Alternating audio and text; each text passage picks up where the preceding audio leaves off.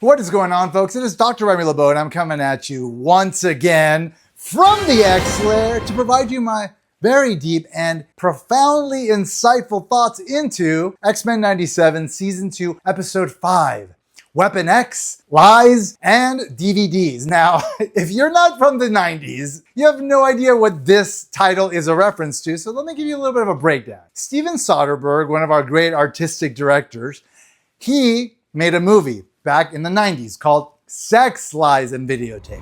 Being happy isn't all that great. I mean, the last time I was really happy, I got so fat. This movie was a big indie film. It became sort of like a zeitgeisty moment. And what happened in the original X-Men run was an episode related to Wolverine and his Weapon X past called Weapon X, Lies, and Videotape. You slime-sucking dirtbag. You got a lot of guts coming up here. Cut to the present, we have this episode. Weapon X, Lies, and DVDs. I prefer Laserdisc. Now, this was their way, I'm assuming, of updating the title. DVDs are an old technology, which is kind of the irony of the title, which I'm sure was intended. So what is the episode about? Well, it's about Wolverine, spoilers, getting his adamantium back. Who would have thought that it would happen in this episode? I didn't think that. I predicted last episode that this would lead to us potentially eventually getting Wolverine his adamantium back. And obviously the way the season's been teased, the season is about Apocalypse. So in the comics, Wolverine gets his adamantium back when he becomes the Horseman of Apocalypse. It seems as though Wolverine is not going to become a Horseman. All right, so this episode was interesting because at first I'm thinking, okay, Weapon X episode, we've seen episodes like this before. They're cool, but they're kind of filler. Am I gonna like this? Am I not gonna like this? We immediately see that Wolverine has gotten his old mercenary ops team back together. Boom! Boom! You have Sabretooth, which I was very surprised to see. Got the real guns right here, lady. It would have been interesting to see how that happened. We also have some of the classic Weapon X created by Rob Liefeld. So you have Kane. Hoorah!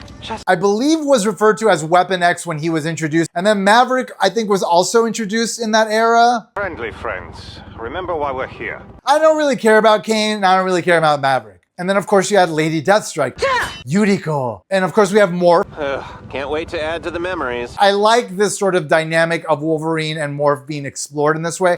You never answered Creed's question on the helicopter.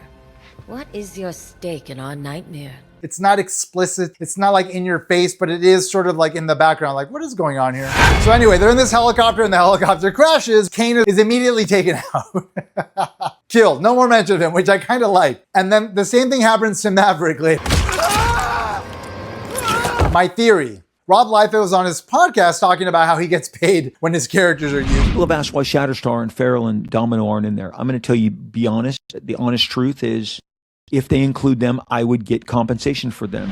So when it comes to the cartoons and the games, sometimes they limit the appearances of other characters that have character agreement qualifications so that they don't pay as much. That's the truth. Marvel and him are in the outs right now. This feels like Marvel saying to him, like, we have to pay you every time we show your characters, so why don't we just kill them off one by one so we don't have to pay you? It turns out like the Brood are at the heart of the Weapon X experiment now. I personally have never been a huge fan of the Brood. I like the way the Brood was used in this episode.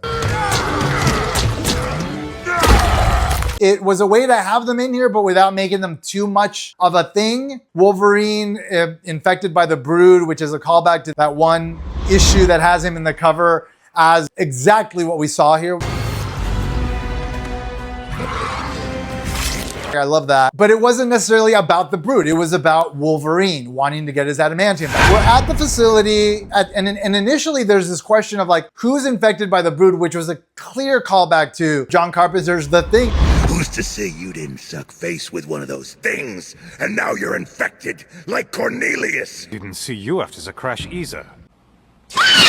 I'm sure it was intentional. The moment this happened, I was like, I'm loving this episode. When Omega Red shows up.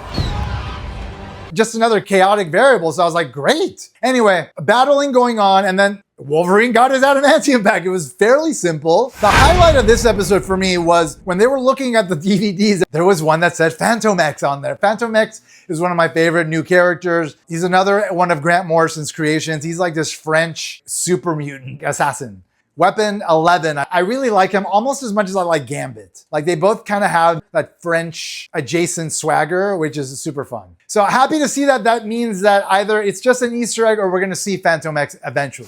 All right, we got the adamantium back. Now what's gonna happen with the rest of the show? Here's my predictions. What happened in the past actually affected Apocalypse and changed him. So the Apocalypse in the present is not the Apocalypse we've known, but the Apocalypse in the future left the future before the past was changed. Therefore, that one is the Apocalypse we've known, just in the future, and therefore there would be an Apocalypse standoff. We'll see if all that plays out. And I predicted that Magneto was turned into a horseman at the end of the last episode. I thought a little bit more about that, and that would mean Magneto becomes a horseman of Apocalypse in the past and lives as a horseman for 6,000 years back to the present. So he would completely forget himself. So the Magneto as a horseman thing, we'll see. It's such a treat on a weekly basis to be able to sit down and watch one of these episodes. I love that they're short, but they feel full. They feel like a full meal to me. I like that there was brutality in this episode. There was like blood all over the place. Yes, take a page from Invincible. Don't hold back. Tell these stories, make them graphic, make them adult. A lot of kids have been watching anime growing up the last generation.